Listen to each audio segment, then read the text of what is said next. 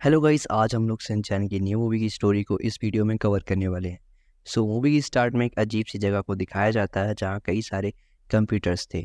असल में वो एक लैब थी जिससे स्पेस पर नज़र रखी जाती थी। तो अचानक से उनके कंप्यूटर्स में अलार्म बजने लगते हैं और वो देखते हैं कि दो लाइट के गोले अर्थ की ओर बढ़ रहे थे।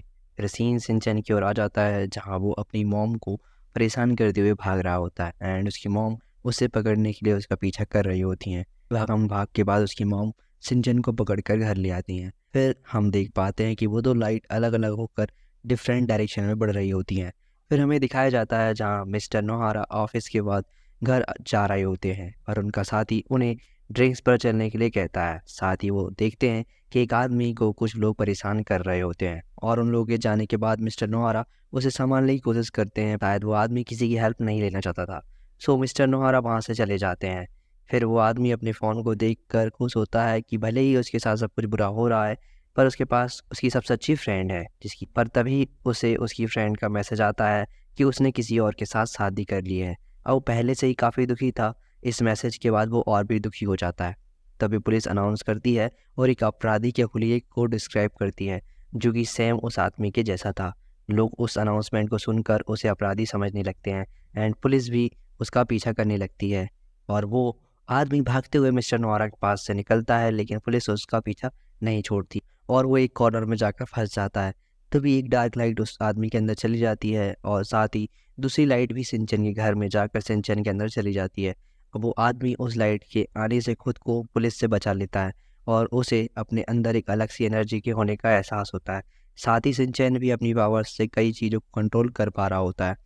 फिर अगले दिन शिनचैन के स्कूल को दिखाया जाता है जहाँ स्कूल में स्पोर्ट कंपटीशन हो रहा होता है और इस बार सभी को लग रहा होता है कि एक बार फिर शिनचैन का ग्रुप लास्ट ईयर की तरह हार जाएगा। लेकिन शिनचैन अपनी पावर्स से काफ़ी अच्छा परफॉर्म करता है और हर एक राउंड को बड़ी आसानी से जीत लेता है। ये देखकर सभी लोग हैरान थे और शिनचैन का ग्रुप जीत जाता है।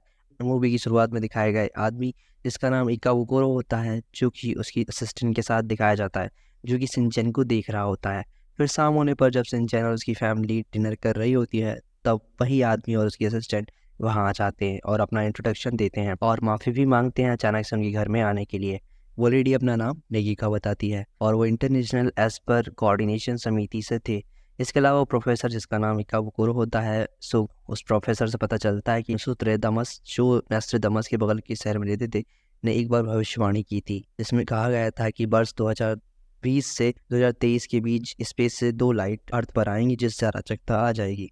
ये समय 2023 था और उन्होंने वो दो लाइट स्पेस से अर्थ की ओर जाती हुई देखी थी जिसमें से एक लाइट उस आदमी के अंदर चली गई है जिसकी न्यूज़ शिनचैन के यहाँ चल रही टीवी पे दिखाई जाती है जिस पर वो लोग बताते हैं कि वो आदमी अब इविल बन चुका है क्योंकि उसके अंदर नेगेटिव एनर्जी है। और एक लाइट शिनचैन के अंदर चली गई है अब क्योंकि शिनचैन की फैमिली को पहले यकीन नहीं होता पर उसकी पावर्स और उनकी बातों को सुनकर उनके ऊपर यकीन करना पड़ता है उन्हें। और शिनचैन अपनी पावर्स को उनके सामने शो करके दिखा देता है जिससे उन्हें उन लोगों के ऊपर पूरा यकीन हो जाता है और वो उन्हें बताते हैं कि वो शिनचैन को एज अ एस्पर के तौर पे चुनने वाले थे और वो शिनचैन को ट्रेनिंग देने वाले हैं। इतना सब सुनने के बाद शिनचैन के फादर और मदर उनके साथ चलने के लिए रेडी हो जाते हैं। साथ ही हमें उस आदमी को दिखाया जाता है जो कि बिल्डिंग के ऊपर बैठकर उन सब लोगों से बदला लेने के बारे में सोच रहा होता है जिसने भी उसे परेशान किया था। इसके बाद शिनचैन और सभी उनके टेम्पररी ठिकाने पर पहुंच जाते हैं। वो लेडी शिनचैन को ट्रेनिंग देने वाली थी। वो एस्पर्स के बारे में बताती है जो कि 5 टाइप के होते हैं। पहले वो जो कि इंसान के दिमाग में क्या चल रहा है उसको पता कर सकते हैं। दूसरे वो जो कि फ्यूचर के बारे में पता कर सकते हैं कि आगे क्या होने वाला है। तीसरे वो जो कि किसी बॉक्स या बॉक्स के अंदर पड़ी चीज़ को बिना ओपन किए पता कर सकते थे। चौथे वो जो कि कहीं भी टेलीपोर्ट हो सकते थे। शिनचैन के पास भी टेलीपोर्ट होने या किसी भी चीज़ को बिना छुए कंट्रोल करने की पावर थी एंड वो लेडी शिनचैन को उस पावर को कंट्रोल करने की प्रैक्टिस करवाती है पर वो पूरी तरह से अपनी पावर को कंट्रोल नहीं कर पा रहा होता। यहाँ वो आदमी एक क्राउड में अकेले लोगों को देख रहा होता है कि सभी लोगों के पास कोई ना कोई है जिससे कि वो अपनी हैप्पीनेस और सैडनेस को शेयर कर सकते हैं पर वो अकेला है जिसका कोई नहीं है और वो अपनी फ्रेंड को देखकर गुस्सा हो जाता है और उसे गुस्सा करते ही उसके आसपास के लोगों के फ़ोन आसमान में जाकर ब्लास्ट होने लगते हैं। इसके बाद वो शिनचैन के स्कूल के पास से निकलता है और वो योशीनागा मैम को अपनी फ्रेंड समझकर अंदर चला जाता है। वहीं शिनचैन को टेलीपोर्ट होने की ट्रेनिंग दी जा रही होती है पर वो इसमें कई बार फेल हो रहा होता है। तभी उन्हें न्यूज़ से पता चलता है कि उस आदमी ने शिनचैन के स्कूल में सिंचन के फ्रेंड को पकड़ लिया है। साथ ही न्यूज़ में मोबाइल के ब्लास्ट होने की खबर भी चल रही होती है। तो वो सभी सिंचन के स्कूल जाने के लिए तैयारी करते हैं। इस बीच हमें पता चलता है कि हिमावारी के अंदर भी सिंचन की तरह पावर्स हैं। सिंचन के स्कूल में से वो आदमी सिंचन के सभी फ्रेंड्स को कैद करके रखा होता है। साथ ही वो उनकी बनाई हुई ड्राइंग्स जिसमें सभी ने अपनी ड्रीम्स को डिस्क्राइब किया था, वो उनको देख कर कहता है कि तुम्हारे सपने कभी सच नहीं होंगे, और वो उन ड्राइंग्स को हटा देता है। यहाँ सिंचन और सभी स्कूल की ओर जा रहे होते हैं, पर उनकी कार में प्रॉब्लम आने से वो फिर भागते हुए स्कूल जाते हैं। सिंचन ऑफिसर से अंदर जाने की रिक्वेस्ट करता है, पर उसे मना कर दिया जाता है। सिंचन की टीचर और उसके फ्रेंड उस आदमी से बचकर उस पर हमला करने की कोशिश करते हैं, पर वो उन्हें उनके उस प्लान में पकड़ लेता है और सिंचन आखिरकार टेलीपोर्ट होकर उसके स्कूल के अंदर चला जाता है, जहाँ पहले वो आदमी सिंचन को बाहर निकाल देता है, पर फिर सिंचन मस्ती मस्ती में उस आदमी से फाइट करता है और उसे रोकने की कोशिश करता है। और इस बीच फाइटर्स वहाँ आ जाते हैं और वो आदमी वहाँ से भाग जाता है, जहाँ हम देख पाते हैं कि वो आदमी उड़ भी सकता था। इसके बाद फिर एक बार उस आदमी को दिखाया जाता है जो कि अपनी पावर को यूज़ कर कर काफ़ी खुश हो रहा होता है कि वो अब सबसे पावरफुल था। लेकिन तभी हेलीकॉप्टर से एक आदमी वहाँ आ जाता है जो कि अपना नाम नास्ट्राडामस सेकंड बताता है, एंड वो उस आदमी को मिस्रो एरिया नाम से बुलाता है। वो अपना नाम सुनकर हैरान हो जाता है और नास्ट्राडामस बताता है कि वो सब जानता है और वो वहाँ उसका फ्रेंड बनने के लिए आया है, और वो उसके बचपन से लेकर बड़े तक की जो भी प्रॉब्लम्स उसने फेस की थी वो उसे बता देता है कि कैसे सभी ने उसका मजाक बनाया और किसी ने उसकी थोड़ी भी हेल्प नहीं की। मिस्रो खुद के बारे में इतना सब सुनकर हैरान था, एंड वो आदमी मिस्रो को और भी पावरफुल बनने का ऑफर देता है जिससे कि वो पूरी दुनिया को बदल सकते थे। तो वो मिस्रो को अपने साथ ले जाता है, जो कि दूर से एक बड़े अम्यूजमेंट पार्क की तरह दिख रहा होता है, लेकिन अंदर जाने पर पता चलता है कि वो डिप्रेस्ड लोगों से एनर्जी को कलेक्ट कर रहा होता है, जिसका यूज़ इस वर्ल्ड को कंट्रोल करने के लिए करने वाले थे। हालांकि उन लोगों की एनर्जी से उस बॉल को चार्ज होने में 50 ईयर्स लग जाएंगे। सो वो आदमी मिस्रो की पावर और डिप्रेशन का यूज़ उस बॉल को फुल चार्ज करने में करने वाला था। सो वो अचानक से मिस्रो को पकड़ लेता है एंड और उसे गैजेट पहना देता है, और उसके ऐसा करते ही वो चार्जिंग बॉल काफ़ी तेज़ी से चार्ज होने लगता है। तो यहाँ सभी आने वाली प्रॉब्लम के बारे में बात कर रहे होते हैं।